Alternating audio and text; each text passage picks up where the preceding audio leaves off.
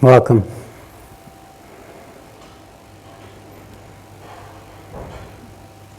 Welcome. Such a delight.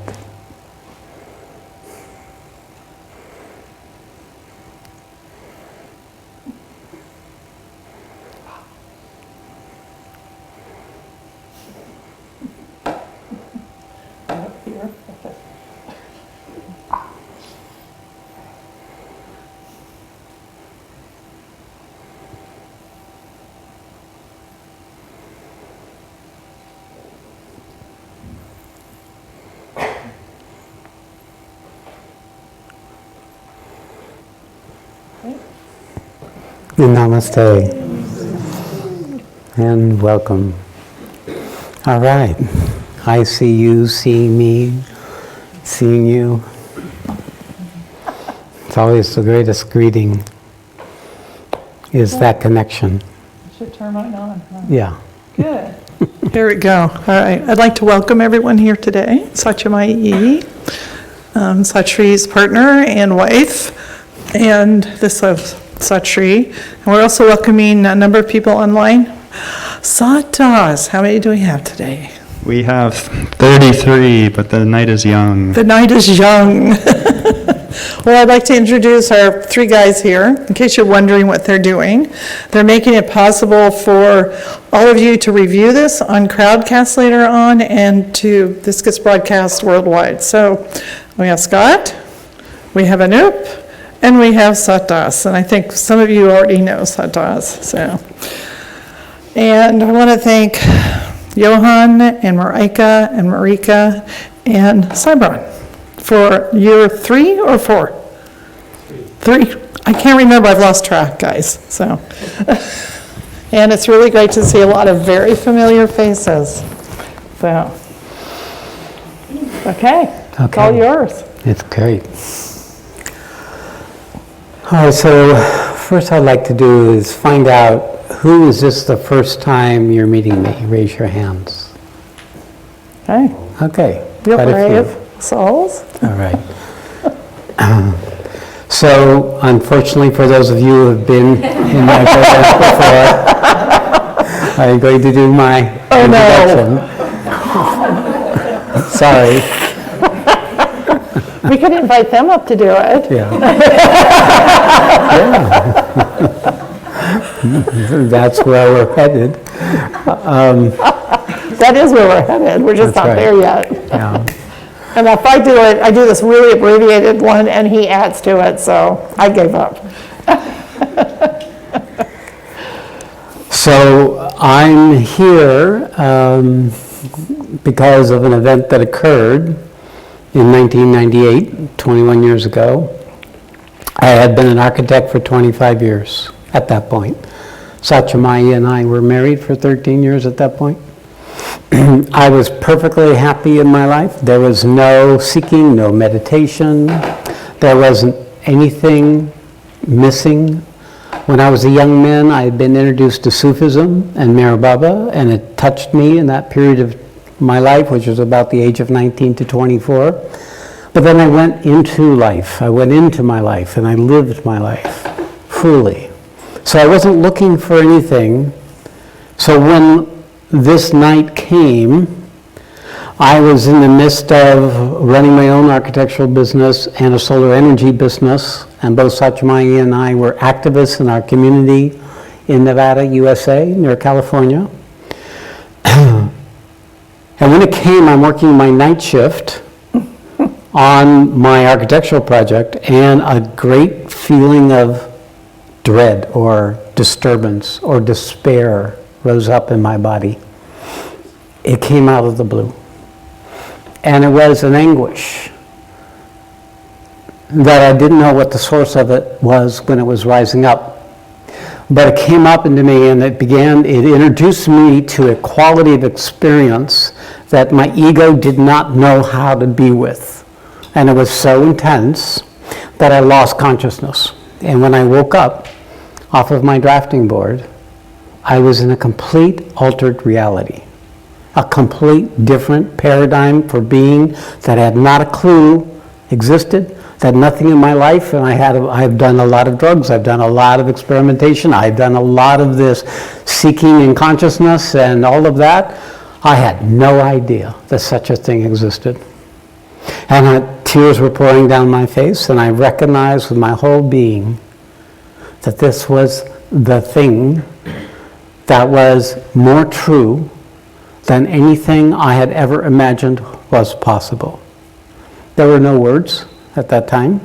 I just knew I seen and experienced something in my whole system that began an irrevocable change. I went upstairs that night after some minutes as I settled in, and I walked into our bedroom, and Satsang sat from being asleep. She sat straight up. Tears were flowing down her face, and she's saying, "What's happening? What's happening?"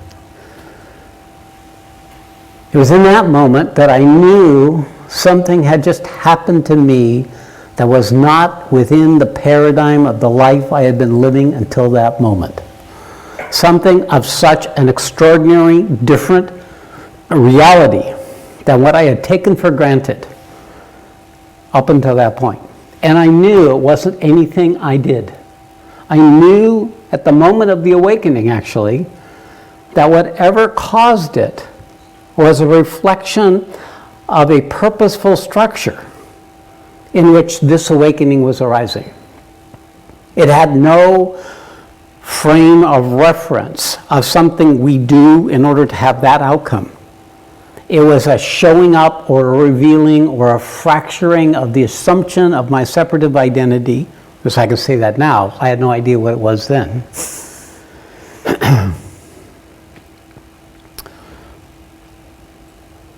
And that was a great experience. I went back to work the next day.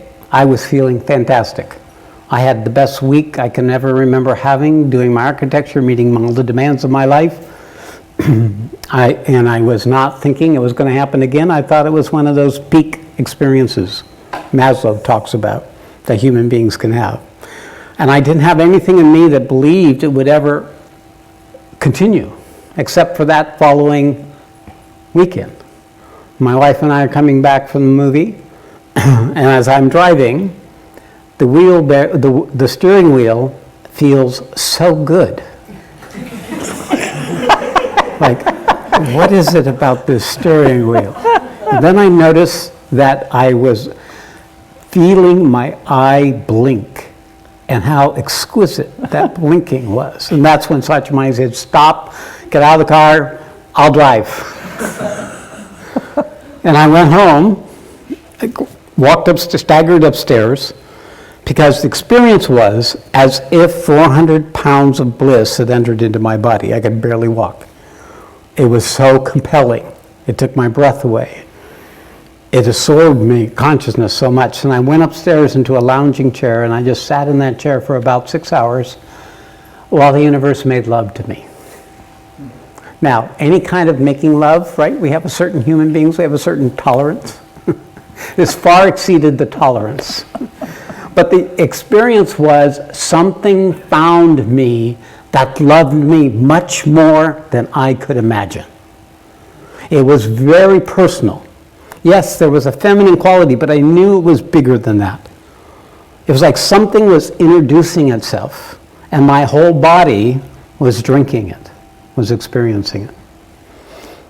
Now, I have about 6 other events that happened in the same way over a period of months. But after about a month and a half, I was getting hip that this wasn't going away. As anything, it was coming and growing. But the question it brought to me is, how come this is happening? I'm not following any tradition. I'm not in any structure of religion or spirituality even. What is the principle behind this that allows for a human being to come in the midst of their life and pop up out into this new paradigm? That was the question.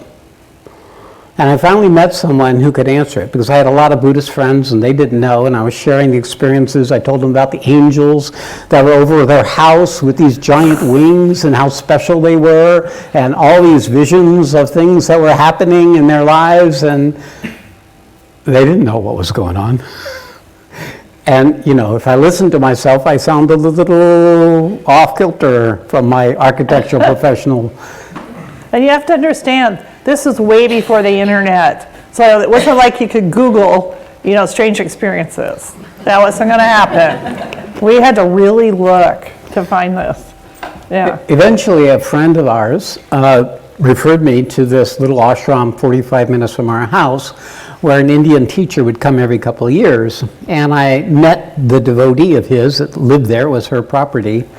And I asked her, why would this happen? Like maybe she knew the principles behind it. And she said, well, when the fruit is ripe, it falls. And it was something about that kind of simplicity that just resonated. It was speaking to a sense that I knew that what has happened was a natural unfolding of something that all of us human beings carry inherent within us. That we're all seeds that have been planted in the soil of this planet, in the bodies that we occupy. We set down our roots, and a shoot starts rising up to come into existence through each of us. And that purpose is to come into existence. And that coming into existence isn't just us as a person.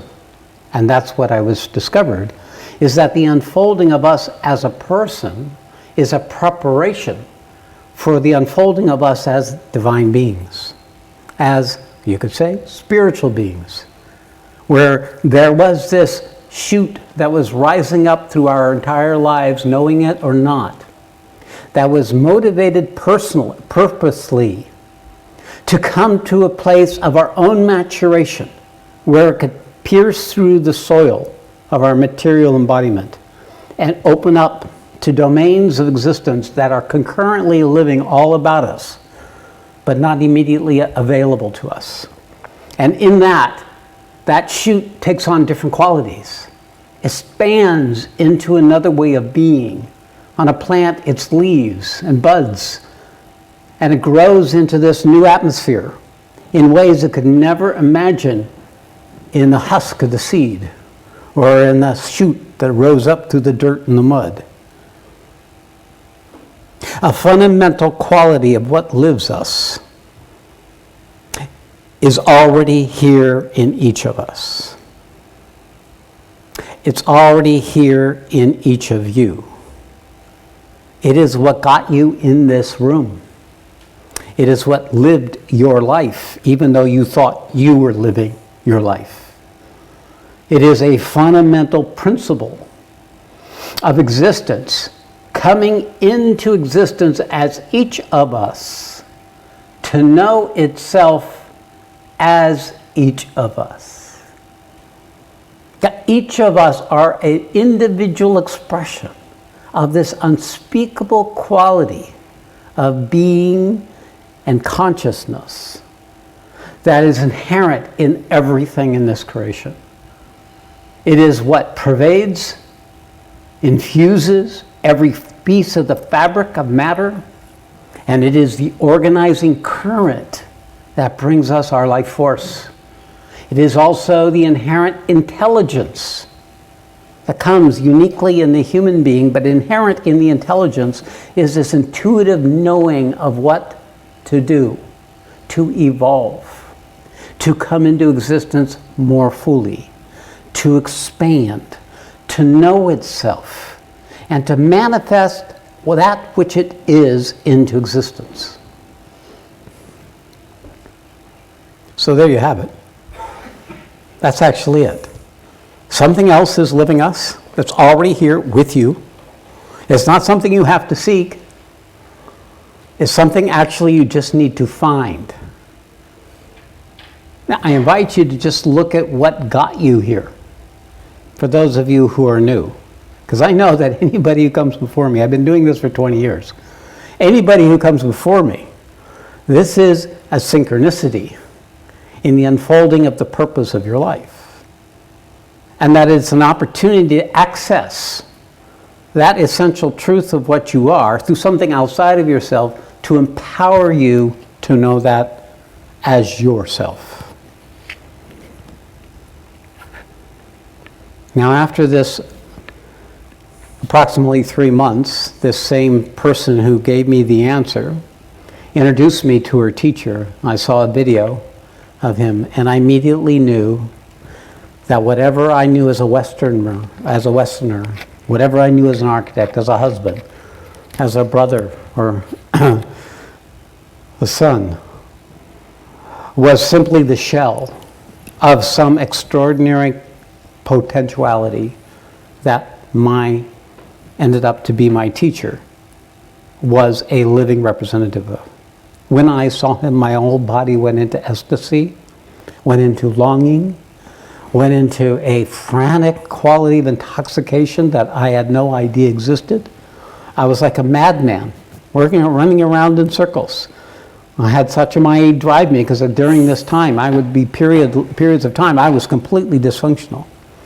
But I was able to keep up with all my work, but it was getting harder and harder. So in this time, I'm particularly intoxicated. I go up to go meet his devotee and to say, what do I do with this? I can't function. I can't be in this kind of state of desperate aspiration and longing. It's like I was touching the cloak of something that was dissolving me. And she was like freaked out. Yeah, that would be a way to put it. She said, okay, You and me and everyone else. Yeah, there were a lot of people who freaked out around me. My daughter, my wife, my father, other people. Well, I mean, here it's, he was everything was very structured in his life. As an architect, he got up every morning and ran in the hills behind our house. It was very, very structured. And all of a sudden, this experience happened, and it ruptured that. So it's like, you're going through life, and all of a sudden, something just totally out of the blue hits, and it throws everything off balance. So it threw us all off balance. But, even that is part of a process. And one thing I do like to say is he had a very bodily experiential awakening where many, many, many of us have it in the awareness. So a lot of what he describes is not a typical awakening for everyone. I used to think, oh my God, there's something wrong with me because I haven't had these experiences, but I have a different system. So that's a really important thing to understand also. The nature of this is the qualifier, the disclaimer in my sharing. Because it has You have to have that. It has proven to be a fairly rare kind of event. And I do believe that part of it has to do with the particular mission that I'm doing now. But at that time, I had no idea. I had no idea, except know anything. that when I hit the devotee of my teacher said, let me call my teacher tonight and talk about you, and I'll record what he says and come tomorrow morning and you can listen to it. So that's what I did. And I was up all night long and all this intoxicating energy. Satsang drove me back in the morning, and as soon as I heard his voice, my system calmed. It's just like my feet landed on the path that I walked for the next 9 years. It just knew that this was what was next. And he said at that time that he knew of me, and he said, this is a Jiva Mukti. They pop open, they awaken even in the midst of life. So a Jiva Mukti is one who is already dead while living, already separated, done with the world, even though they're still in the world. I didn't know what it meant either. But in any case, he gave me one other instruction. He said, drink hot lemon juice in the morning with honey. Now that I then took as a great, every morning since then, till this day, till this morning, I drink lemon juice with hot water. I'm very faithful in following instructions. This is one of the things that has been very useful for me on my journey, is that whenever I get something that works, I hang on to it. Well, what happened is, after that meeting, he said, I'm coming. In that recording, he said, I'm coming in 9 months. I will meet him then. And in that time, I then was busily about dismantling my life. it was so apparent to me that what had happened was not going to stop, and that the life I had created was not going to be able to be sustained in the consciousness that was coming to me. But I still didn't understand what was happening. I could read other beings, but I didn't understand it. So he gave me the reference to this book called the Bhagavad Gita. And the way my teacher interpreted the Bhagavad Gita is that it describes stages of the journey that are inherent as archetypes in the design of all human beings. That it's not a Vedic path or a Hindu path, but rather a description of an unfolding of consciousness that occurs when the human consciousness is ready to let go of its investment in its human identity. And it's not even something we can do. It's something that happens, a kind of a letting go. When the fruit becomes ripe, it lets go, and then it shows itself. So in our seeking, the danger of seeking is we're keeping the old structure in place as we seek the thing that we crave within, that we know within, that we sense within.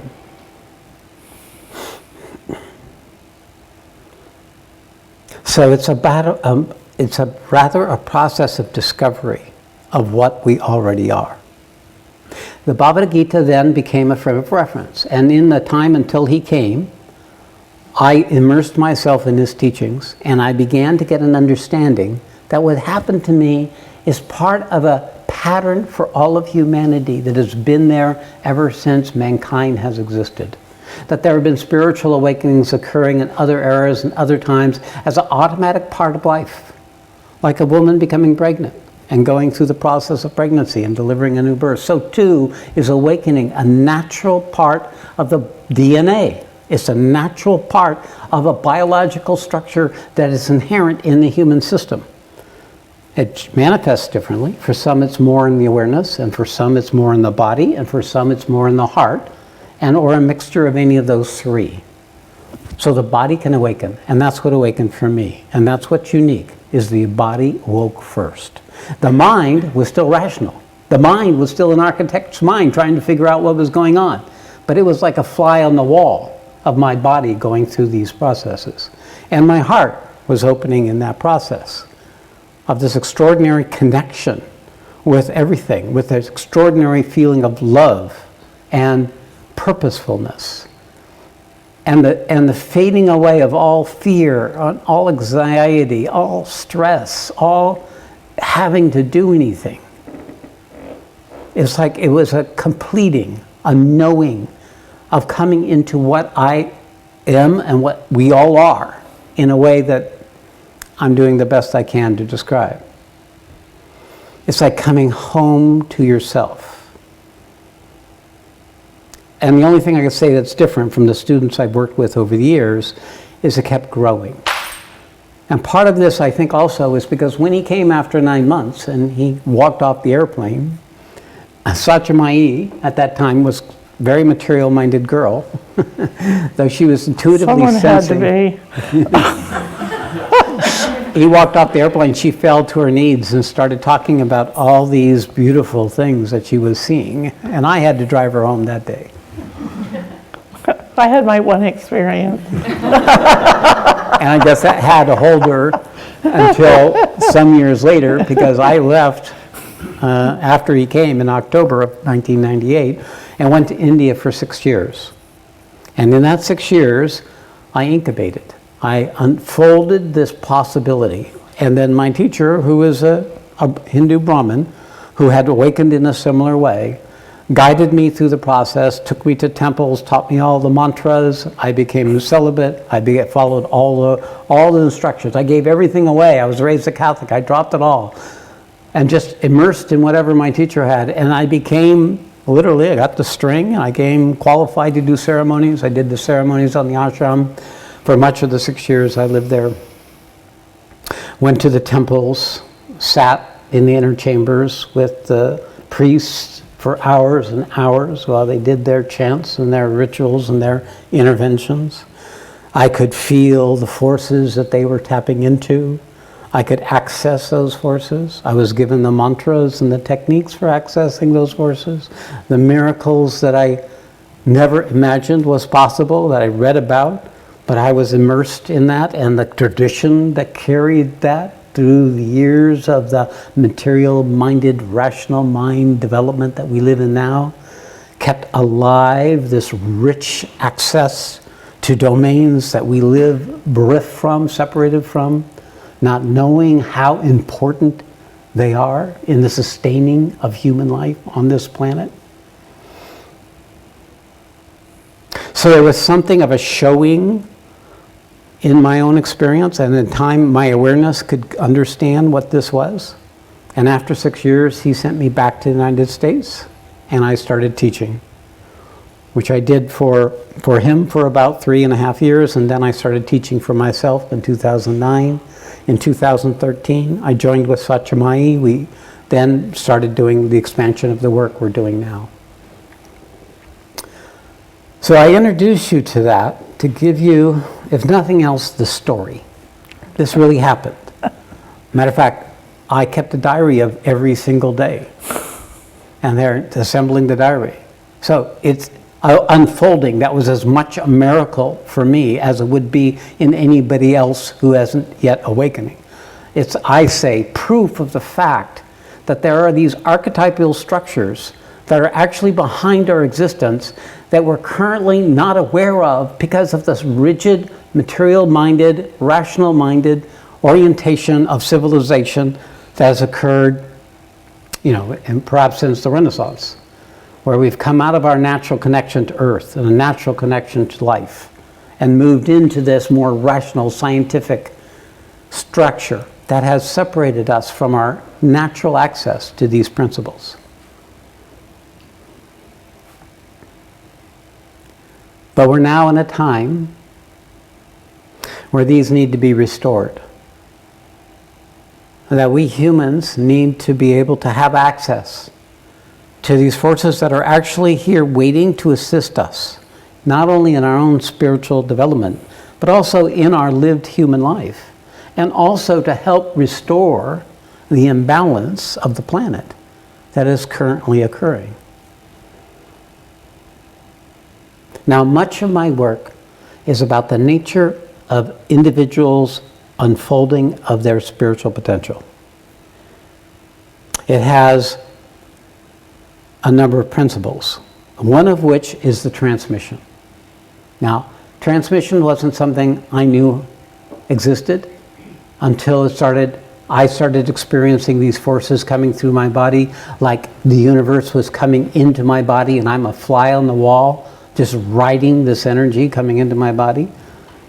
And I realized very soon that this was being communicated to other people. Now, I didn't do anything with that, but when I began to teach, there was a transmission that started to occur.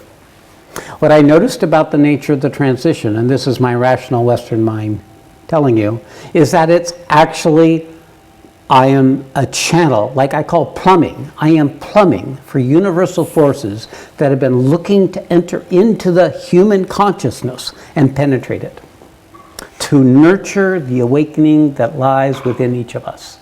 It's like a miracle grow for your plants. There's a miracle grow for your soul.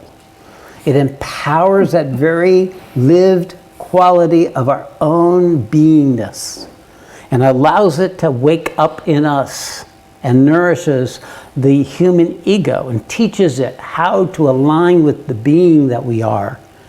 I call it it's the what we are that teaches who we are to move into alignment with that what we are. And that what we are never dies. That what we are is eternal. That what we are never goes away.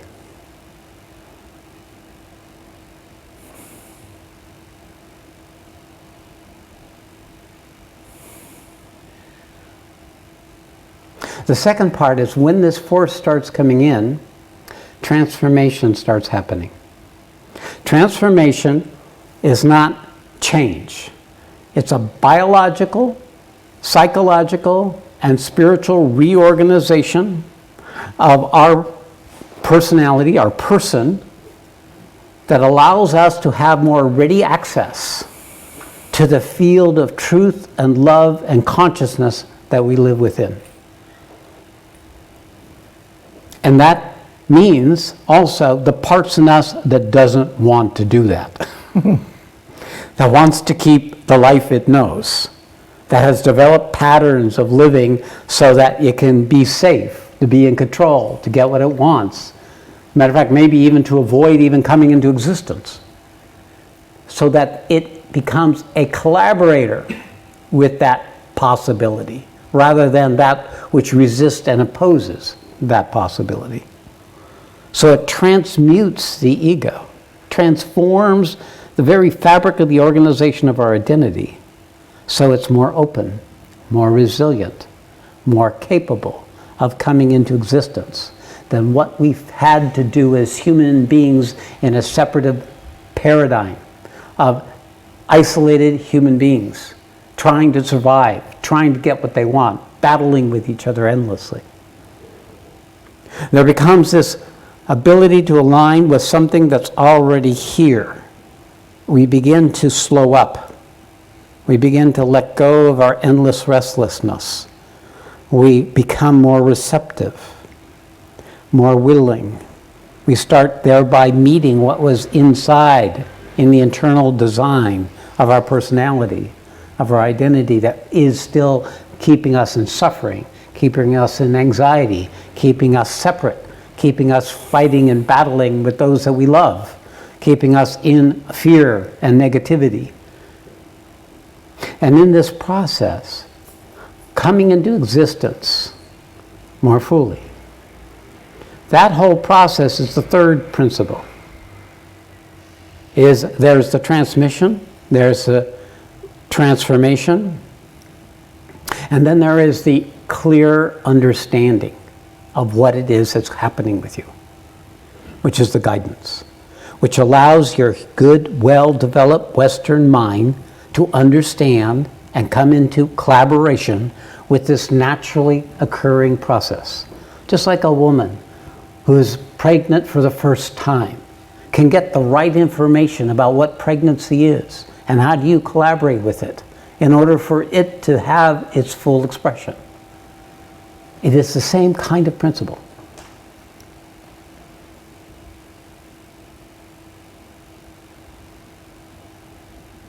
Okay, that's really the essence of what it is that I bring. The teachings to bring clarity, the clarity and guidance, the transmission to support the unfolding of your own spiritual development. It is not shaped by whatever be the tradition or the teacher that you have. Whatever teacher who's capable can guide you and support you in the process of your own transformation. I'm certainly not the only one. And then this discovery of what it is you already are can come more fully into your life. Okay. You want to talk about the purpose? A So, little premature, or? yeah. You sure? We can step into the purpose. Yeah.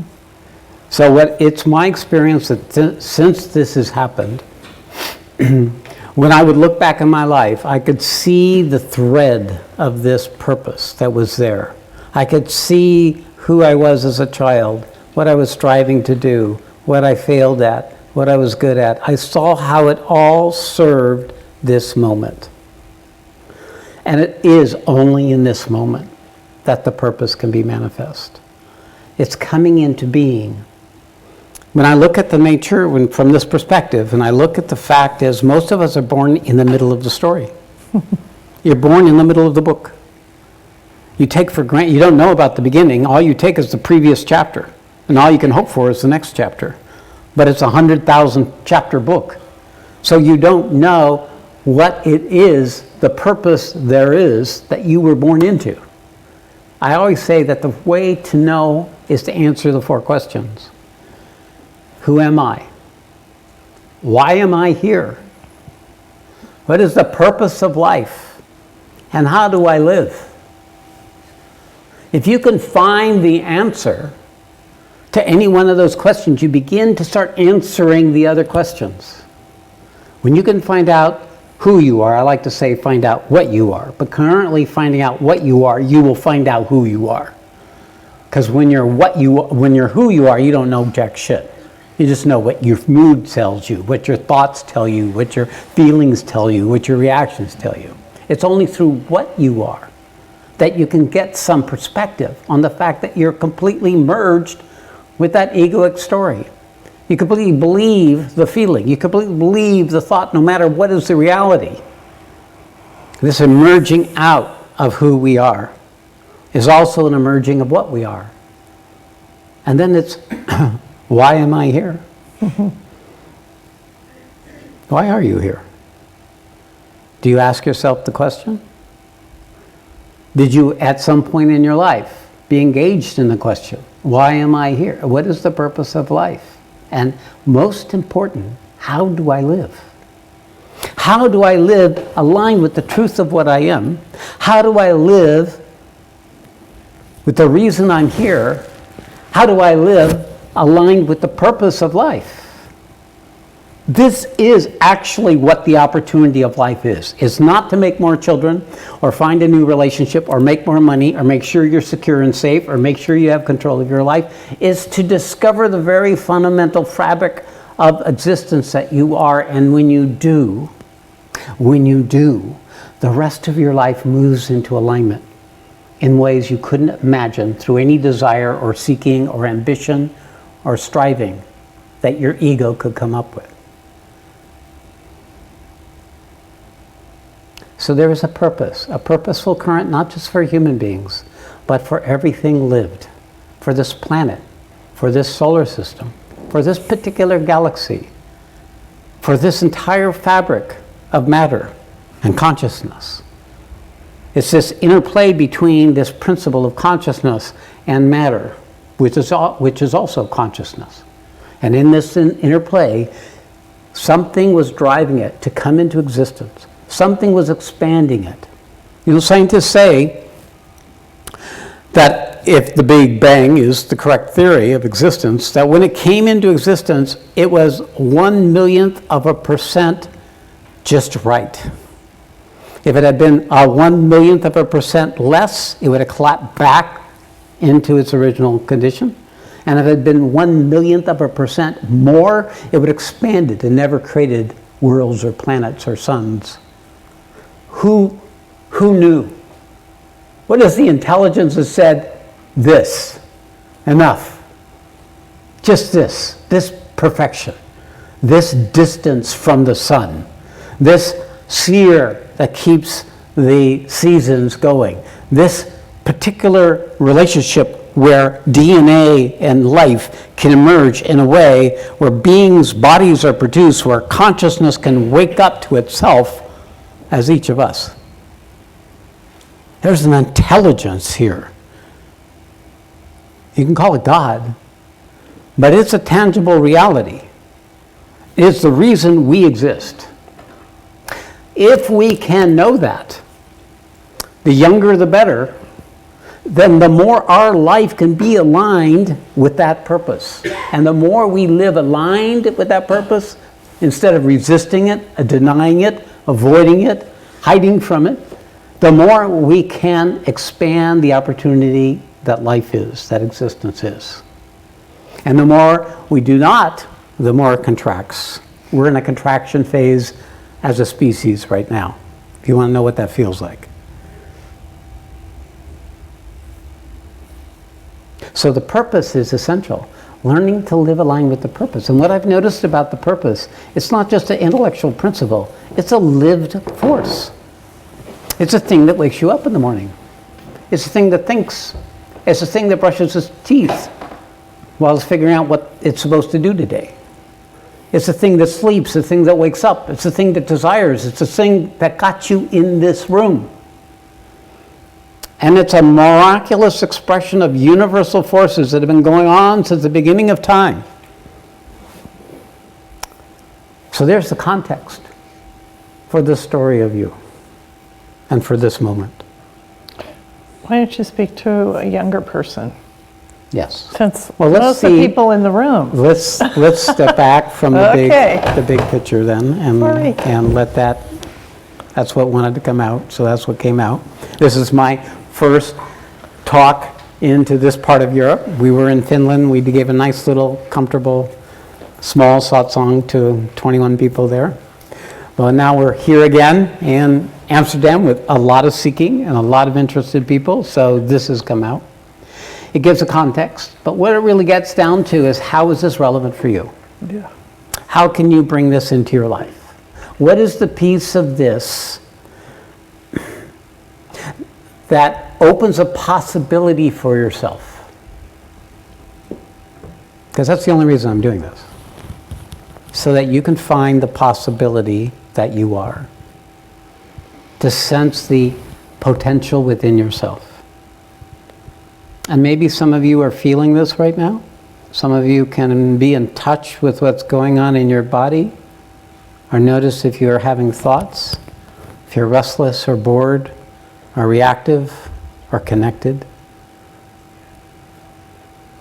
Because this purpose actually can be experienced as a current, as a sensation, a felt sensation or a sensation of energy, like electricity. That's the current.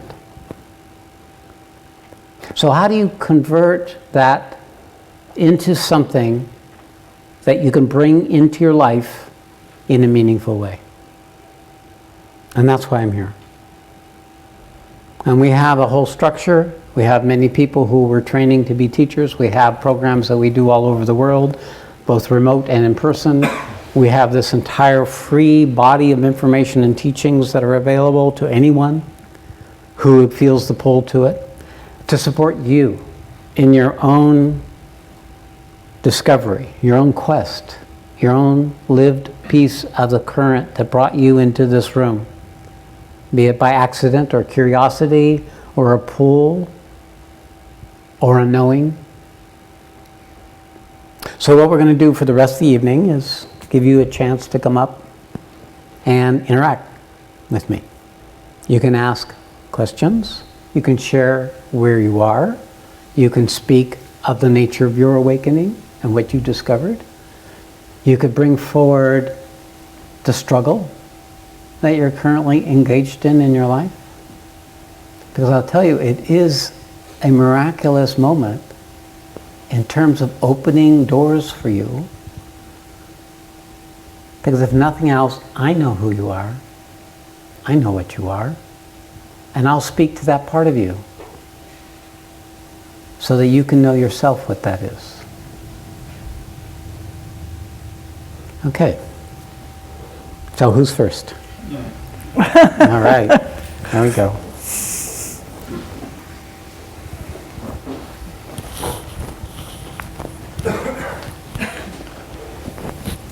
So just say your name into the room, and then whatever you have, go ahead. Hello, my name is Katie. Say again? Katie. Kate. Kate. My name is Kate. Okay. And my hand went faster up than I could think. Your hand went up before you could think, right? Yeah.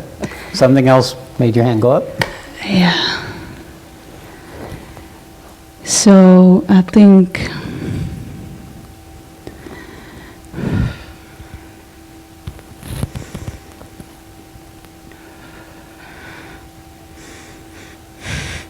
Yeah, there you go.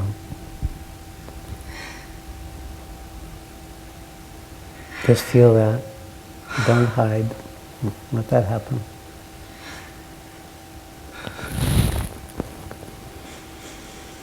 Your soul is like locked in a cage that you keep it in.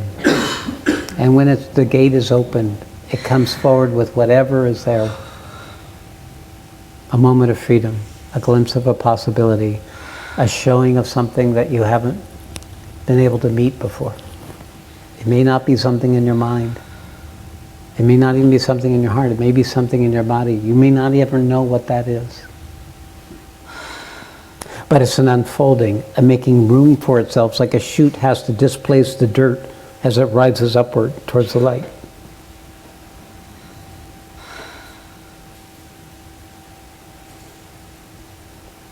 Okay, so what's there for you, Kate?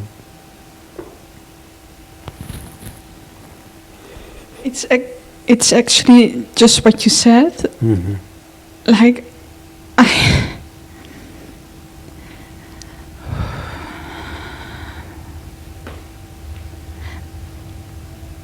I can really feel the struggle with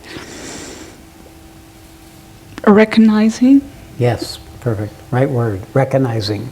To recognize the truth is the awakening of the truth in you.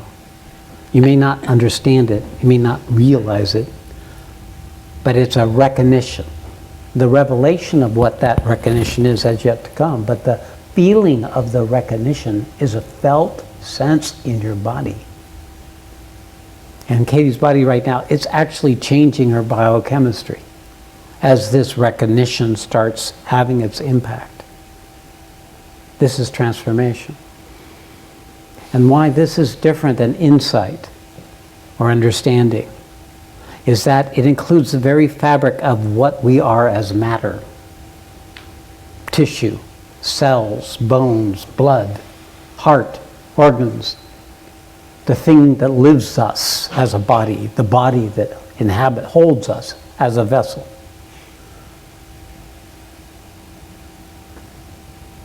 Yeah, you're holding your heart. So is this where it's focused? You feeling energy or change in your heart right now? In your belly. Okay. Really, really sweaty. It's also what it's like a fire that gets ignited. And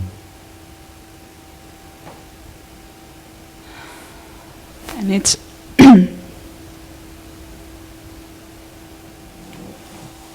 I know it's true, but I can't allow it. There is... Yeah, something... I know. Yeah, no, that's good. You're really saying it correctly.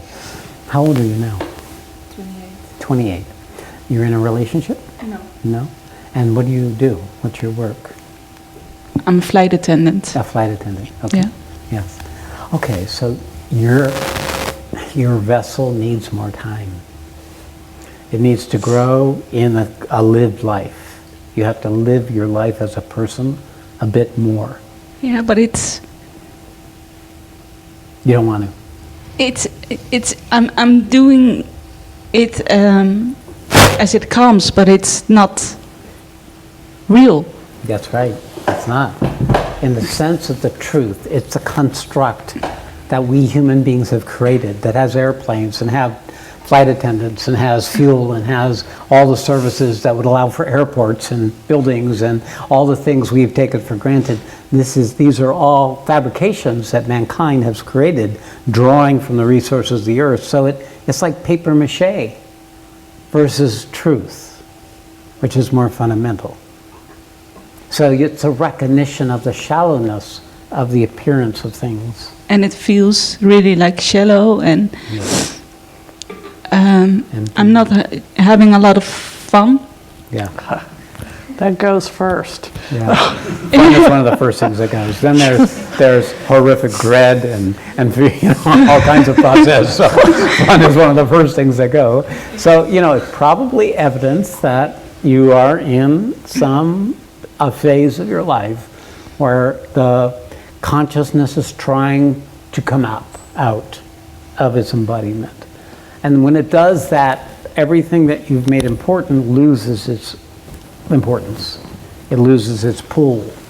That is evidence that the consciousness in you has now expanded beyond the boundary of your usual level of consciousness. It's become too uncomfortable in the skin that brought you into your life to this point in your life, and it wants to shed or come out of that skin. This is an unfolding that's biological, so it's really uncomfortable. You don't sleep well at night, you have anxiety and unreasonable fears and projections, you have depression, and we call it, in the Bhagavad Gita, it's the beginning of the Bhagavad Gita, it's called dejection. It's when the world no longer is holding you in the way it could before. And what's doing that is what you are is trying to emerge amidst the who you are. But the who you are is basically a clench. The human ego is basically a resistance to being. So it's a clinch. So when what you are starts trying to come forward, it has to push through the who that doesn't want to change. It's still afraid, still angry, still needy, still in denial, still in resistance. So it struggles to come into existence. When you become the what, you feel the struggle versus the who feels the loss of a life and the pain of separation from your old self and the things that brought you happiness and fun before. That means your identity has hopped from the person of you into the what you are. And the what just wants to come into existence as the what, not as a new version of who, not a new version of you, but in its original nature. Yeah, so I'm talking to you and you're getting it fully. And is it normal that sometimes you're the what, trapped in a what, and then you feel like the who, and it's more free, and it's like... What will happen, it will be on and off, on and on, off and on, because this is the process. So the thing I recommend is you have a regular meditation practice every day. You have that? You do? You do the 45 minutes twice a day, I recommend? At 40, once a day. Okay, good, close enough. Then you're assured that no matter what happens, it will continue, the what will continue to unfold. And that everything that's arising is the purpose. It is the demonstration of what coming into your life. All you need to do is keep showing up to meet the minimum requirements in life. Not about being perfect at it, not about having people like you, not about being successful, but just to meet the minimum that handles your material needs. During that period, when the intensity of the awakening is strong, is the time to step back from trying to make anything happen in the world. And if you organized your life as a compensating structure for not actually really living, then your life is going to fall apart outwardly. If it's been a false construct, because everybody else tells you that's what you should be doing, then it will, for a period of time, fall away, even with your best efforts. But if you can recognize that it's because a miracle is trying to come into existence in the who you are. A whole nother possibility for being is trying to come into life. Then you can learn to hold it with some equanimity, some patience with yourself and with the ignorance of the world and with the shallow stories everybody is telling themselves to keep themselves distracted and entertained. You don't have to suffer their ignorance. You can stay with your responsibility right here, right now, in whatever life is asking of you to do. And when you can, rest into that awakening part of yourself. And meditation is the way to rest into the silence and stillness. That is the essential long-term reality of what you are. You are there in that silence and stillness. Without story, without content, without future, without past. You're free, free to be. And that freedom to be will eventually permeate into the person of you that lives in past and projection into the future and the sense of guilt or demand or responsibility that you organize around your present. And you find within yourself that refuge. And then that gives you the strength to have patience for where you are in the journey. Good for you. Good for you. And she's courageous. Anything else? No, that's it. Good. Thank you. Thank you.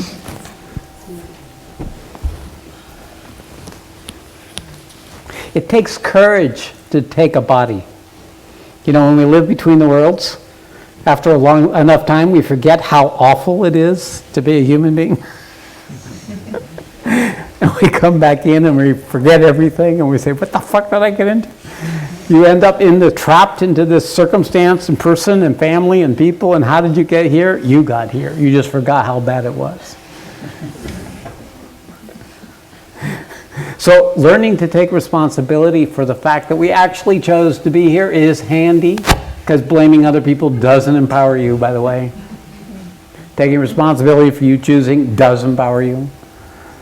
So being willing to keep coming into existence no matter how much you don't want to do that is how you start defeating the habit of the no of the ego.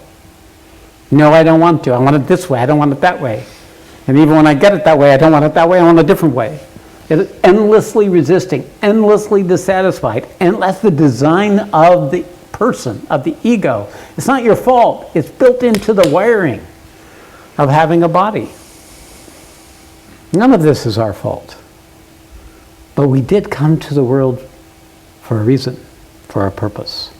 We did actually come to play a part in the unfolding of this species, of all of us, to assist each other, actually, in that possibility to whatever extent we've been able to find that within ourselves. If we haven't been able to, then all we are just perpetuating the damage that everybody else is perpetuating. But if we can find out who we are, if we can get in touch with that basic truth that we are, then we can start being useful to those who are connected to us and to the world, to begin to shift the error, the collective error that is accumulated to the point that the very planet itself can no longer support this species. All right, someone else. Yes, come on. It's contagious. I was just thinking the same thing.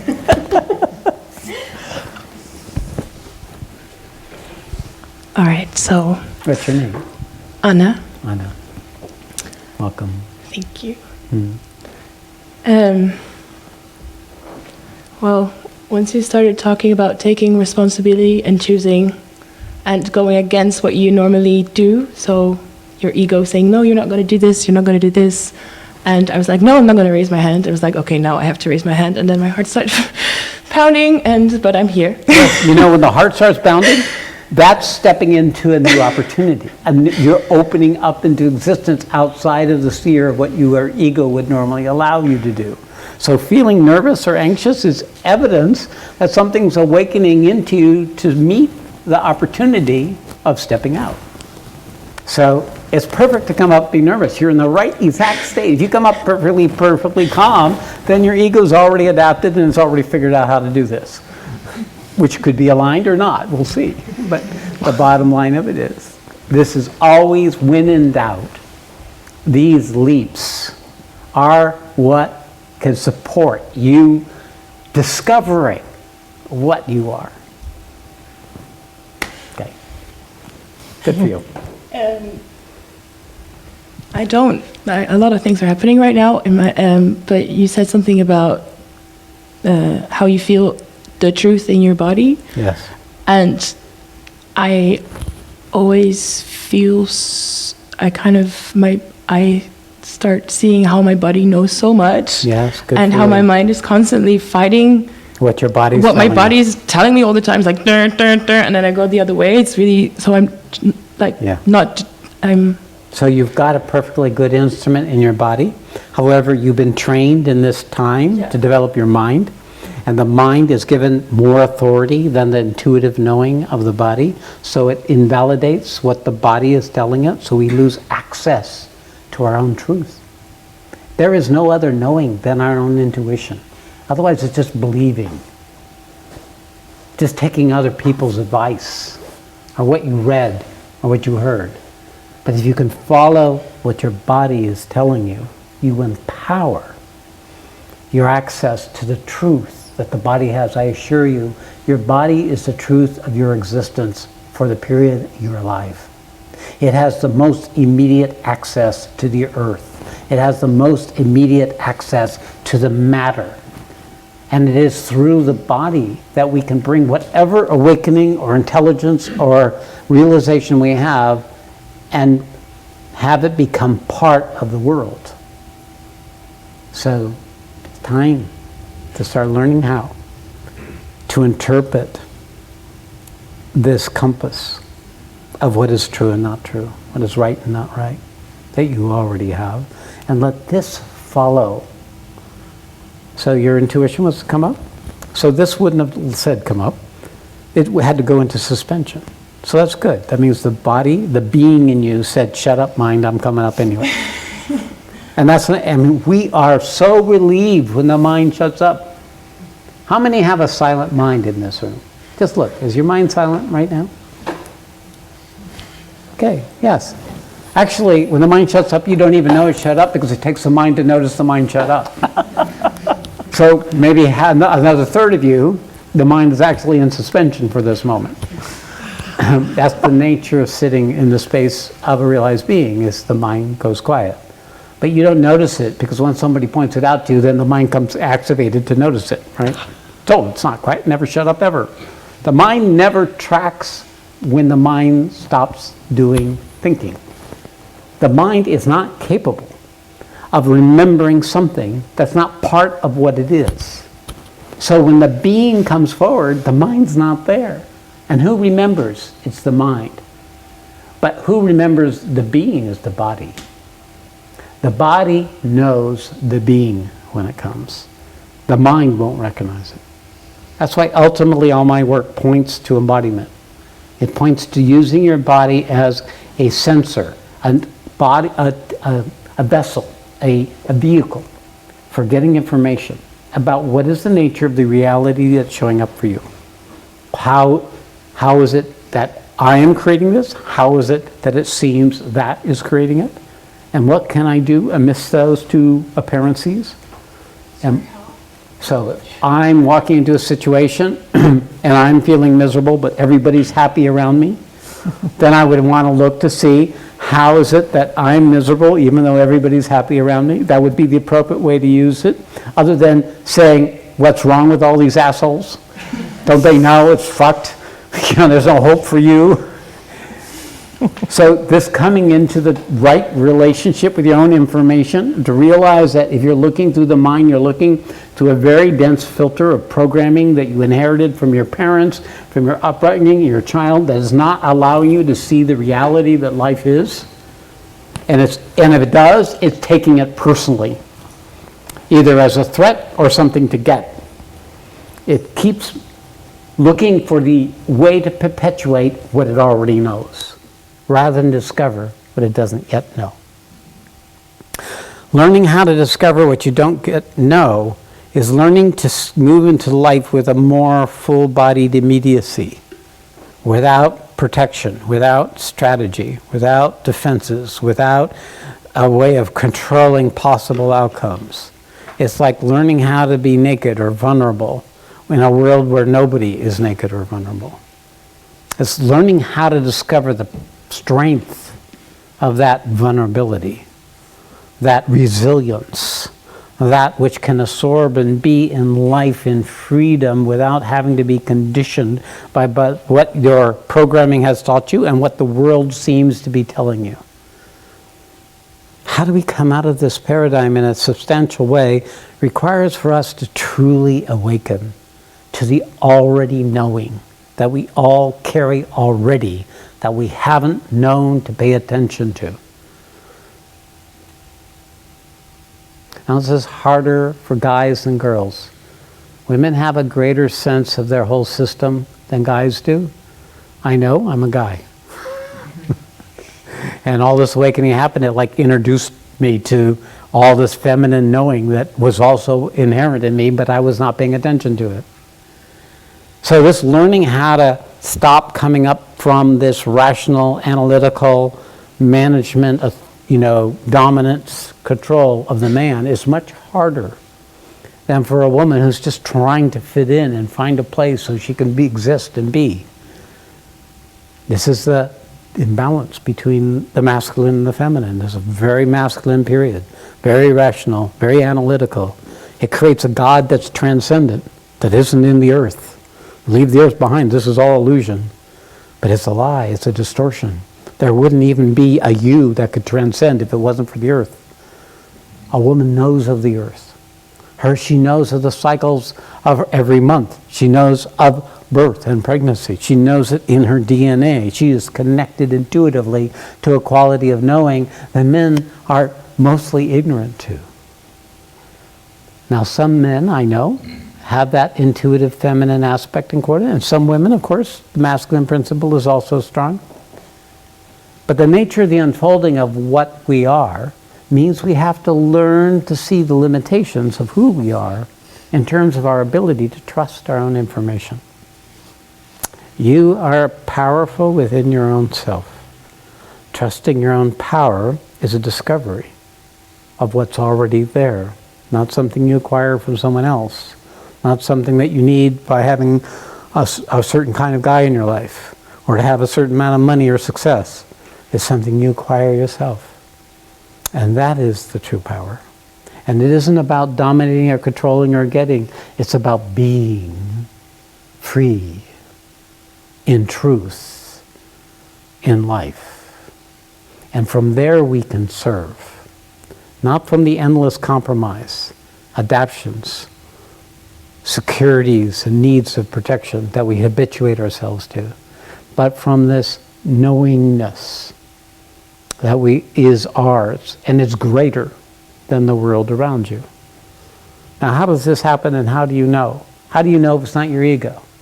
You have to learn.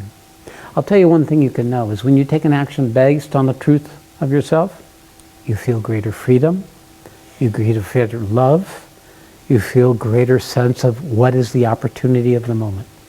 And when you don't, you feel bound, you feel diminished, you feel lesser, and you're the victim of what's ever going on around you. So it's very apparent. When you learn to live aligned with the truth of what you are, your life expands and grows according to the principle of the purpose of your life. And when you don't, your life is contracted, reduced, diminished. According to then you even lose any ability to trust yourself. This isn't new. I would say most people live in this kind of defended, projected, diminished condition. Waking up to this, our own truth, that we already know, then that will tell us when our actions serve and when our actions don't. When our projections are accurate or when they're not.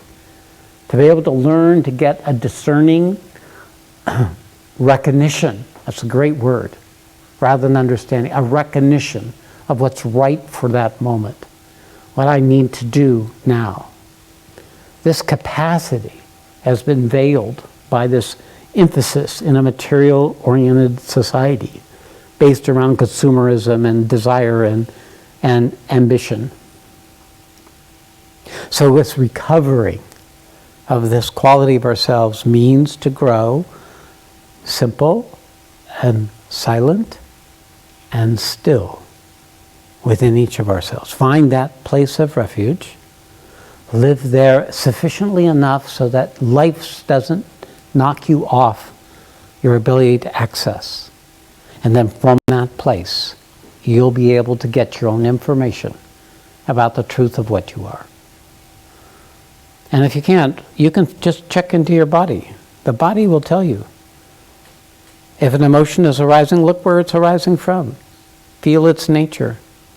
Find words that give you a way of languaging what it is that your heart, your back, your hip, your side, your liver, your stomach is telling you. Discover the rich repertoire of knowing that your physical body is.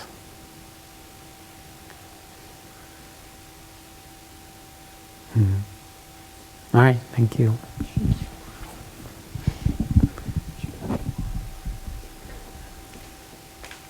Okay, someone else.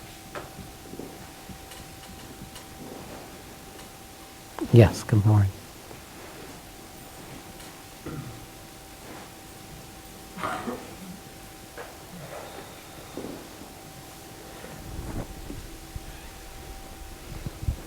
What's Hello. your name? Marta? Marta. Yes. Welcome. I practice to make contact with my inner body, Good for you. and I can feel a very strong presence sometimes. Sometimes it also feels shallow. even also if there's a black hole in there, Where? Where exactly? here. Okay, is it the diaphragm, like right where the, Yes. right at the diaphragm? Yeah. Okay. That black hole is our self-esteem. The black hole is the part where we don't think we're worthy, or we're good enough, or there's something wrong with us. It also carries with it all the hopelessness and the despair of our inability to come into life, to find love, to be able to be free. So right there is a lot of content. And it's from our belly, where all our power and control as a person is, and our heart. It's the boundary where we don't know to let go. We don't know it's safe. We don't know if we're good enough. So it is unexperienced experience. We operate through our effort, through our struggle, operate on top of that feeling, and therefore we accumulate unexperienced experience. Enough unexperienced experience, it becomes like a black hole. It is a void, actually, of unlived part of ourselves, an unmet part of ourselves. So it doesn't mean that we have to go and live in that diminished consciousness, but it does mean that we need, when the event happens where we get thrown into that diminished condition in our relationship with existence, to be there with it, to know it's there, not to pretend it's not to deny that it's not. That's not a not. Am I doing that? No? Sometimes the energy just like, It's just the energy peaking. they're not designed for soccer. Yeah. So the uncovering, I'm going to have to pull back some. The uncovering of what it is that we are is also this diving into the darkness that we have not learned how to be with. We don't even know it's darkness. We think maybe there's no experience at all. That's actually the evidence that we've so encapsulated our unwanted experiences that we have a membrane of nothing happening. That's why boredom is so painful. It's a membrane that imagines there can be such a thing as nothing happening. And learning to be with that nothing happening, that boredom, opens the door, dissolves the membrane, so you can feel what it is that doesn't know how to be in existence, that we have, that we carry. This unraveling of our defensive structures, unraveling of our compensating structures of avoidance and control and resistance and all the other structures, that is actually the greatest part of the labor of our collaborative ego. That means there's an ego that will collaborate with the unfolding of what we are, and there's an ego that will resist the unfolding of what we are. The job is to convert the unwilling parts of our ego into collaborators, so that all of us can be more and more in collaboration with the unfolding of what we are. So yes, meet that, feel that. So there's something to discover there. That's right. And it might be anger, by the way, very common among women, suppressed anger, being suppressed and angry at it. So it can be quite traumatic to come out with this. So a lot of trauma work is about meeting structures that are not in the polite domain of human psychology. It's in the very visceral level of childlike responses to existence that have not been allowed to be, have not allowed to come out enough to have their moment on the stage, because if they get their moment, they're finished. They don't have any more need to be suppressed. They don't have any more need. They become part of the unfolding of the maturing of us, both as a human being, of who we are, and as an expansion of the capacity of the being that we are. This collaboration between the being and the human creates what we call a mature human being. So there's the work. Okay. Good for you. You've got a good entry point into this. I have one more question. Okay, go ahead. Sometimes when I'm in nature and I feel like I want to practice to make a connection, I immediately disassociate. So actually, my brain does the exact opposite of what I want to connecting. do. Yeah. Really, really be there. I Yeah. go up How do into you trick space. the mind not to do what it does, right? Yeah. So it's probably because once you had the thought that you really wanted to be in nature, you were actually already in nature. You already were enjoying being in nature. Then the thought came in, I want to connect to nature. So the thought is never the thing itself. It's always a symbol for the thing itself. So it's saying, how can I have that? And immediately separates you from what was already happening. The mind's a trickster. You can't believe it. It's always separating you from the opportunity of existence, for good or for bad, or even when you want to just be happy. You notice how difficult it is to stay happy? What do you think makes it so difficult to stay happy? Because happiness, true happiness, arises from within. It arises from the joy of being.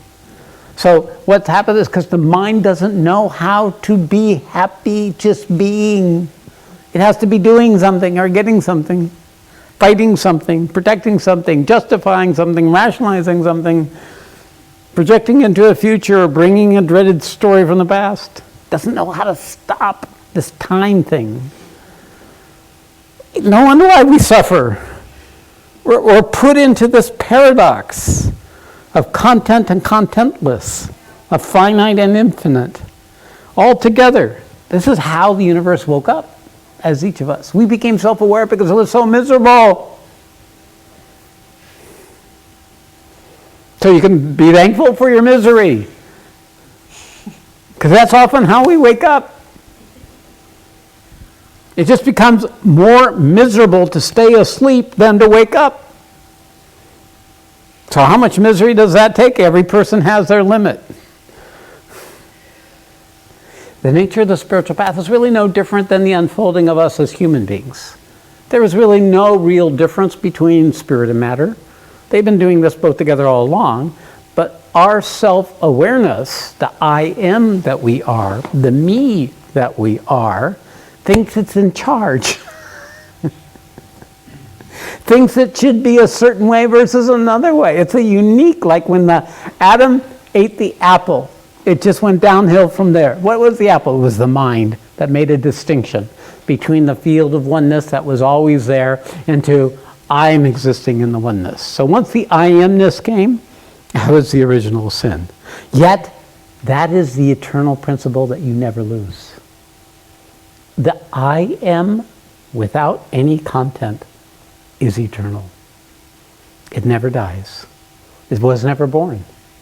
It takes on the quality of a personality in between, but it is that eternal fabric which can know everything. It can know the beginning of time. It can know the end of time. It can know that which is beyond all time. It can know the fabric and the organization of any one moment. It can know through this quality of immediacy that doesn't think those things, but if it's brought up into its attention to say, okay, look at the flower. What is this flower? What is its source? What is its purpose? Where is it right now in its cycle of its life? And its death, and its birth. It's all right there. When we know what we are in the timeless now that includes all time that has ever happened or ever will happen. It's all here right now. That's truth.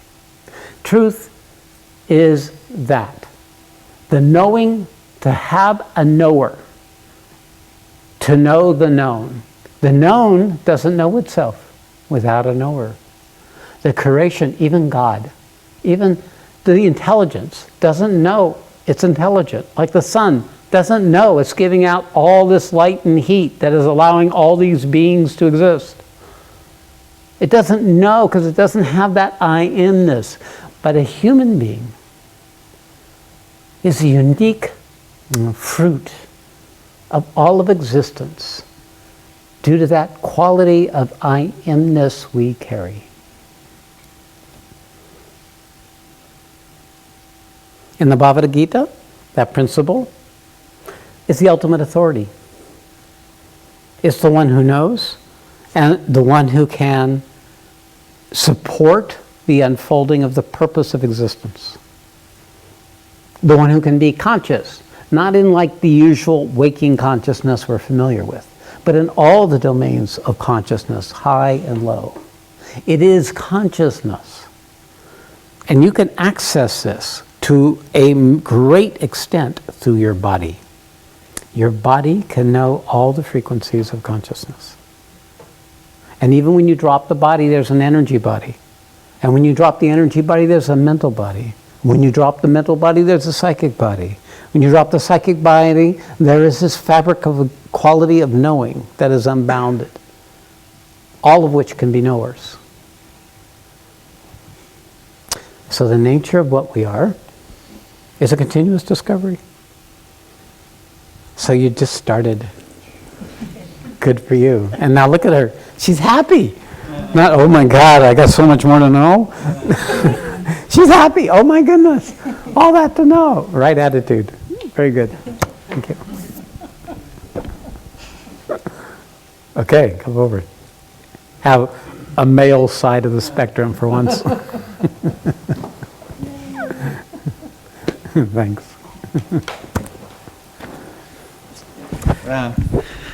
My name is Joseph, and I have a question from the mind, actually. Yeah, of course, where else is going to come? You're a guy, right? Can you be awakened and still an architect? Absolutely. I'm doing much more work than I ever did as an architect. It's because what is awakened isn't diminished by the content of mind or body once it knows the awakening is established. It takes time, because what happens is, because of the nature of the personality, it gets absorbed in the very things that made you an architect. So how to be able to detach yourself from that is you have to come into the awakened being. Then you can have the awakened parts. You'll actually be a better architect. Matter of fact, for the 9 months as I was closing down my business, I was the most effective as an architect in 25 years. I was designing projects like in 10, 15 minutes. It would take me days and days sweating over them. I was putting together all the architectural plans and all, it's just like a spontaneous unfolding, because my mind wasn't second guessing. My mind wasn't questioning. My mind wasn't projecting into the future about anymore. Like it knew everything that needed to happen in the act of the drawing, in the act of the conversation, in the talking with the contractor. It just knew. So it's another kind of being that is a complement. As a matter of fact, a tremendous resource in our ability to do whatever we do in life. I mean, you could there be an airline stewardess that every person you meet is like divine, and all you want to do is serve them.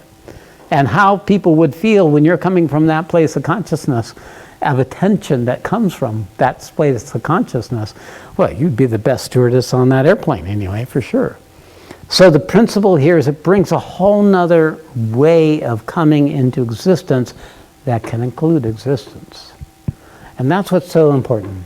Because to love in freedom is without any criteria or any requirement. It doesn't have a condition.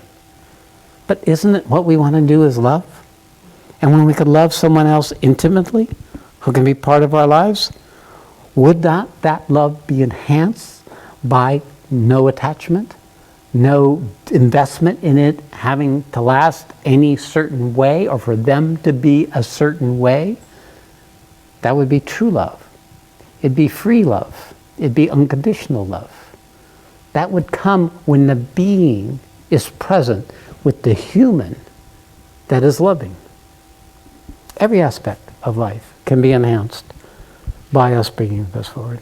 Maybe let me tell you the question behind the question. Okay, there we go. I think it's better, like what's in my mind is saying, like, if you awake, then maybe you'll become a spiritual teacher, like, because you're awake and then you cannot do normal, or let's say the current way of doing things.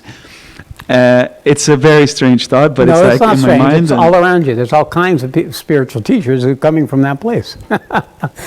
Awakening is just the beginning. And you can't teach awakening. You can speak of it. You can speak of your own awakening. You can inspire people to the process of possibly awakening.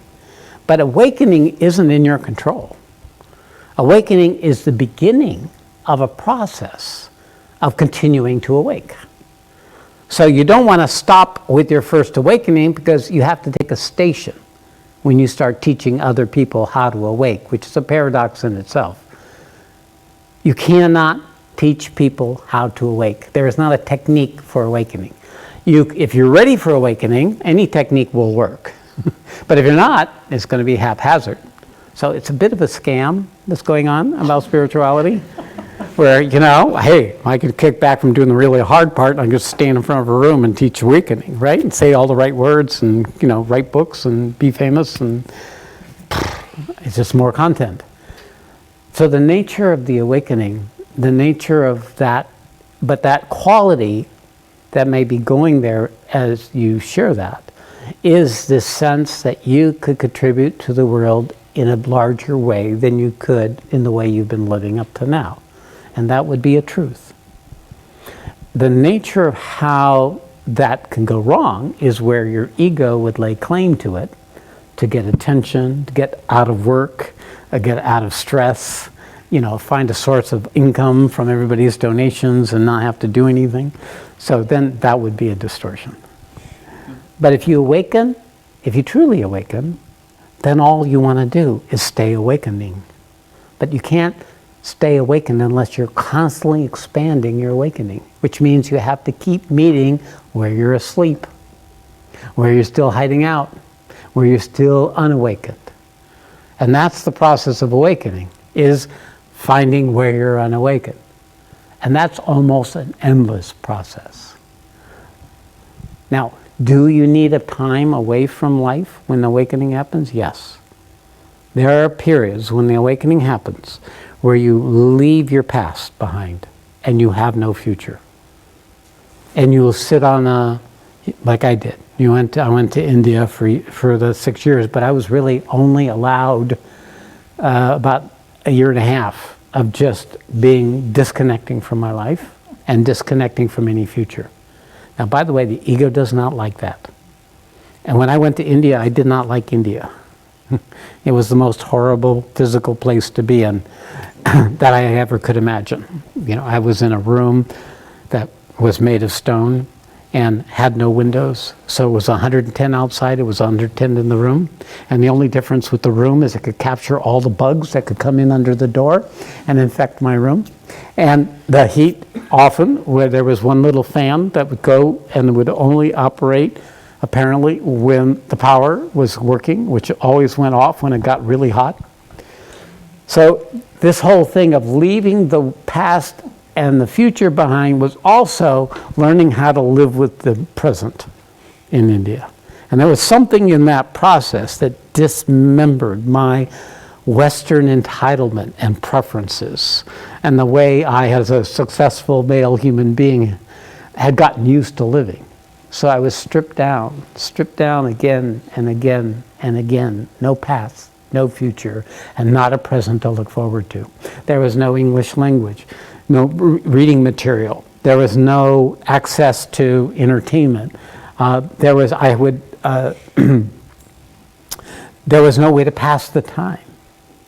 It was a stripped away. Now, the only thing that made it good is I was going in these wonderful states periodically. It was between the wonderful states that I noticed all these things. And the bitch with the wonderful states is there one stage of the journey where you get to experience all these wonderful states, but they're still within the creation, so they come and go and come and go and come and go. And they went. And when they went, then you're there sitting in this hot place wondering what the hell I'm doing here, right? And staying there, choosing to stay there, wasn't my ego. It was my being that knew there was no other place I needed to be but there. And that's pretty much the story of life. Choosing to know there is no other place to be but where you are. It's from there that you have some power. It's from there you have some authority. So, yes, periods of time of getting away, but the nature of what true awakening is, it's not anything your ego would want. It isn't anything the ego would want. I would say no self-respecting ego would want true enlightenment, because then you get to see all the shit all the time. You get to learn how to be with that which you wouldn't before be able to be with. And I assure you can be with all the happiness and the bliss and all that. That's no problem. It's the other side of the teeter-totter that you have to learn to be with before this stabilizes. You have to know the darkness proportional to the light that's come to you. If you don't, it's unstable. It will not hold. So there is a point on the spiritual path of no return. But to get to that, your ego will not like it. So, yeah, I know, a positive personality. I was an architect, I was a positive personality. When I was in between, I would sometimes, well, when I'm done with this, I'll teach. I could see myself. Matter of fact, I would have visions of me teaching. I probably was actually teaching in the subtle world, in subtle beings. There's all kinds of, there's yoga schools in the subtle world. People don't stop doing yoga when they drop their body. They still do have yoga. Everything's up there. Well, you think it ends here? This is only when it's in matter. This is where it matters. Up there, it doesn't matter. It's just the echo of what's happened here. This is the most important place in a body, in the physical world, that you can possibly be in the entire domains of existence, because here you can affect real change in the structure of the samskaras and patterns that you inherited or you took on in the course of all your lives. Here you can actually attain enlightenment. You cannot attain enlightenment up there. You can complete an enlightenment, you can come to enlightenment you already have, but you can't attain it except through a lived life. Sorry. But that's the evidence of my experience of these 21 years. This is the place you want to be. It doesn't get any better. So you might as well take charge of your life and make it the way you wish it to be, from the truth of yourself and from the opportunity of the purpose of life. And from there would be no questions. Are you an architect? What? Are you an architect or No. trainee? No. Are you just using my example? Yes. Yeah. Because So, I is it- like my job a lot, and What is your job? I work in medical technology, Oh, good. Yeah. Do you work with the equipment or with... developing the equipment. Oh, cool. Yeah. Very good. So that's love. If you love your work, you're aligned with your dharma. You're doing exactly the thing you should be doing at this stage of your life. As long as there is a joy and bliss and delight with what you're doing, at least in that part of your life, you're aligned. In that time, you're aligned. Now, what will happen when you do grow in something you love to do, it will dissolve because you're willing to include it. And once you include it, it becomes part of what you are and no longer is something you need to do anymore. So then there's always something else to do. Well, that's what we do. But if you're in the joy of being in your life and you love what you're doing, that's about as good as you need to get. Now, there might be an issue of relationship. There might be an issue of other patterns in your behavior, right? There might be other things that actually you should be talking about instead of this inane mental question about what happens if you could waken and be a spiritual teacher. Siebrand helped a lot with the other questions. Okay, very good. All right. Thank you. Thank you very much. All right. Okay, time check. One more. She's my timekeeper. She regulates. So is there anyone else who'd like to come forward? All right, come forward.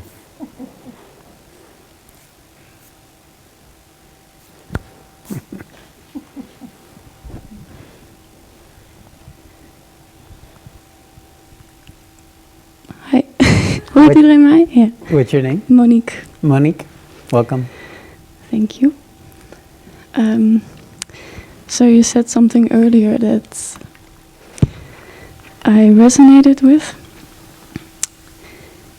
I think a big part of my awakening was discovering the suppression of women or the female energy. So I have a lot of anger. Yes, good, that's honest. That's what happens when you realize how you've been ripped off of the or you imagine you have been ripped off by the possibility of your life. But it's where you didn't stand up for yourself. But it's hard not to in a culture where men run everything. It's not just here, it's everywhere. Yeah. And also, Monique, you're picking up what is in the collective also. So it's within you individually, but you're also picking up the anger and the rage that just exists in the collective. Yeah, it feels like that sometimes because it's Yeah. so much. Yes, so much. That's the nature. We have this little quantum, but it's tied through our ancestry to a large quantum. So there's a collective pain for women that every woman carries some of that pain, that being raped or diminished or used or abused, suppressed, oppressed.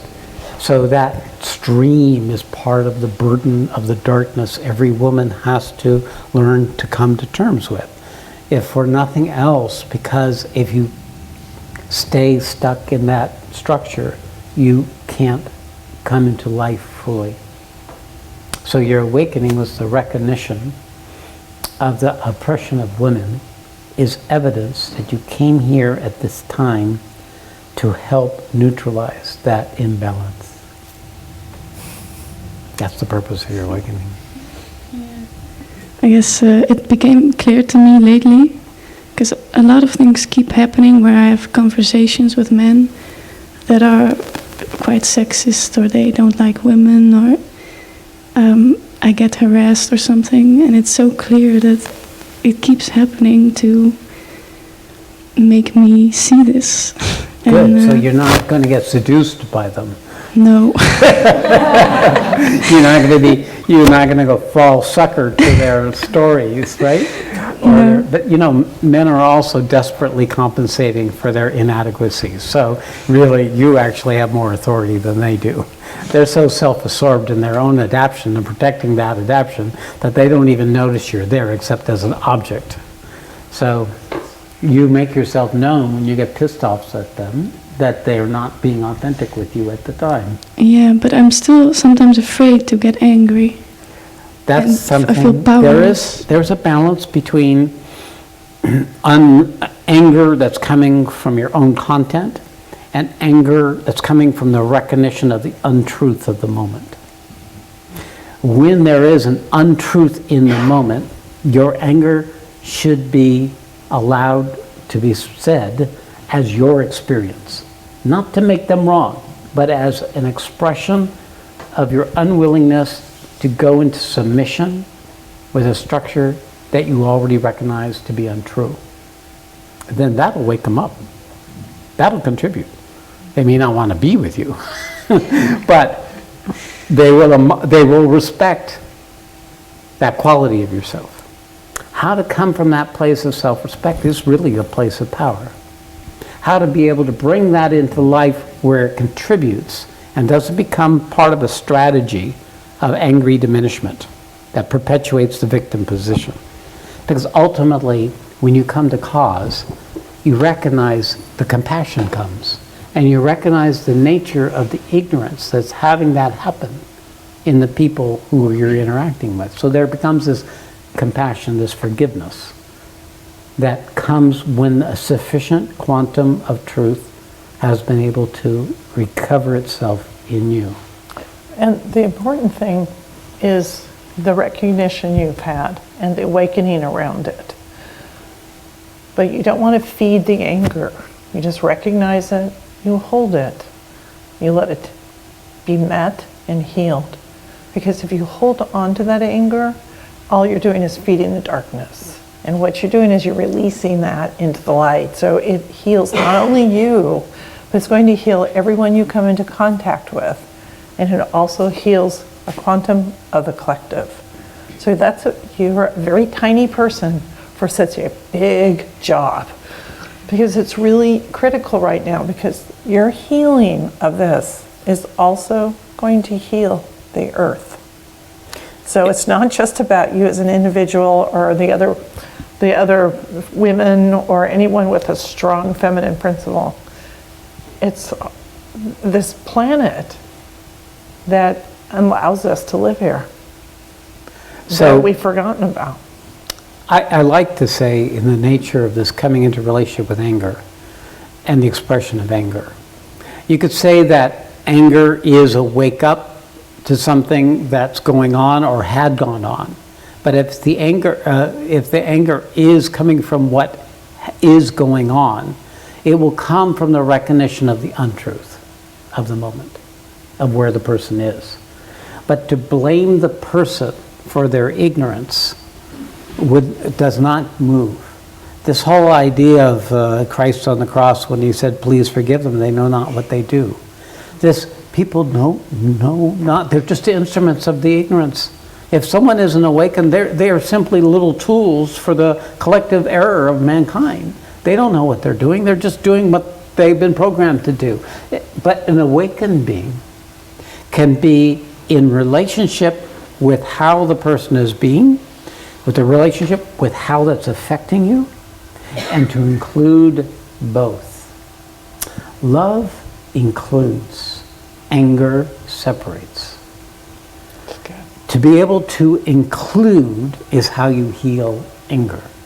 Including it by holding it within yourself, including it by holding it in the cause or the seeming cause of that anger for yourself. In that field of holding, in that paradox, you can dissolve it. When you dissolve it, your capacity to be effective in the world as an individual, not woman or man, is enhanced. Yeah. And your ability to speak in touch with yourself, in your body, allows you to have a deepening capacity to affect change in the world around you. This mobilizing of that, what I call true authority within ourselves, is a very important part of my work. Awakening is the beginning of entering into an arena of developing capacities for being that we just begin to talk about in spirituality. But there is this way we can translate the awakening that's happening onto a planet into more effective ways of being in existence than we collectively as a species even knew was possible. And this process of doing that is not about then our own awakening so we can leave the false world behind. It's about how can I serve? How can I make a difference? How can I free you from that which is causing your own limitation and your own suffering? It will always be that expression. Okay. Otherwise, the danger is gathering evidence for your anger. Yeah. The biggest danger is gathering evidence for your anger. I think I did that for a long time. Yes, so you have to cut that whole thing that justifies the anger. Because once you start, you have real anger, whatever be the source of your own experience, and then you add evidence to it, you get really stuck in that structure. You become an instrument of anger. You don't want to take on anger. You have to have a big amount of love to convert anger into a useful tool for truth. So, thank you for bringing that up. That's a perfect ending. Yeah. We're actually going to have a young person's group coming up fairly soon, where I'm going to talk to younger spiritual awakened people for the purpose of speaking of the opportunity of them in this world. Because it's my experience that the bodies that have been born more recently are actually more open to spiritual truth and more capable of carrying it than us older versions. And therefore there is this huge opportunity for young people to mobilize in their lived life their own natural capacity for awakening into effective action, to start putting in some correction in the error that is having us head where we're going. Not in a good way. Okay. Okay, so we will finish with a silent sitting. And just so you know, we are going to have an intensive on, Well, first of all, we're having a satsang tomorrow. oh, tomorrow night. We're going At to have another 7. satsang. If you haven't had enough already. It's you at can 8 come tomorrow? Oh, it's 8 again? Okay. I keep getting the times Yeah, yeah, mixed yeah. up. And then we have an Thanks, Rory. intensive on the following day. Yes, which but that's is- full. Oh, that's full. Right, but you can join remotely. Yes, Is you this can be correct, Satas? like the people who are in the camera watching Yeah, you us. can be one of them. Yeah, yeah, you got a front row seat. And you can ask questions. Yeah, yeah, yeah. Okay. All right, so we're going to finish with a silent sitting. So the core of my teaching is to discover simple, silent, still within yourself. You do that by taking time out in your day. My suggestion is 45 minutes twice a day, 45 minutes in the morning, 45 minutes in the evening. It will help neutralize the impact of the conditioning you're living within and strengthen the awakening of your being so that each time you meditate, you will cumulative a certain degree of capacity to stay more awake, more connected, and more in truth with yourself. It's a basic, simple practice. There's many teachings that are very similar because there is one teaching. The one teaching is stop being you. Stop being you. Shut up, be still. Stop, be quiet, be still. Right? Your parents told you that when you misbehaved? Or if they didn't, they wish you would. So the universe is saying, all you have to do is stop, be still, be simple for a little bit to neutralize a huge amount of the momentum of the habit of your separative personality. So this is very simple. Be aware of your breath. Be aware of yourself sitting in your body, being in your body. You are in your body. You have a body and there's you in it. Be aware of your breath. You can consciously increase your breath, control your breath, deepen your breath. Pay attention to the energy in your body. Notice if you have any points of contraction or numbness. Just notice. But mostly you want to just be simple, silent, and still.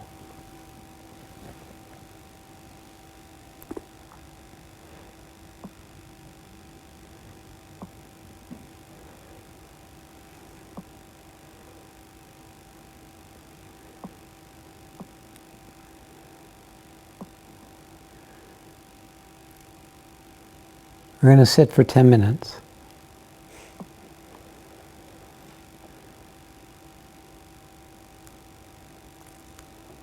Let us begin.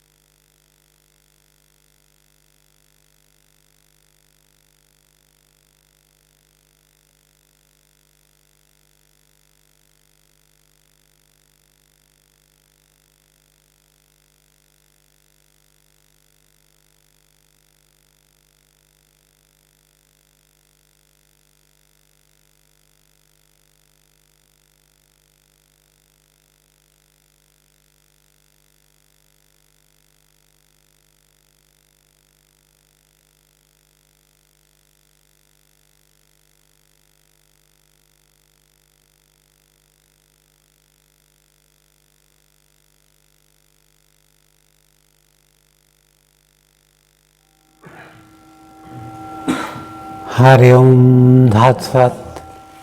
Hari Om Dhat Sat. Hari Om Dhat Satri. All glory to the Supreme. May truth manifest. Namaste. Good night and thank you.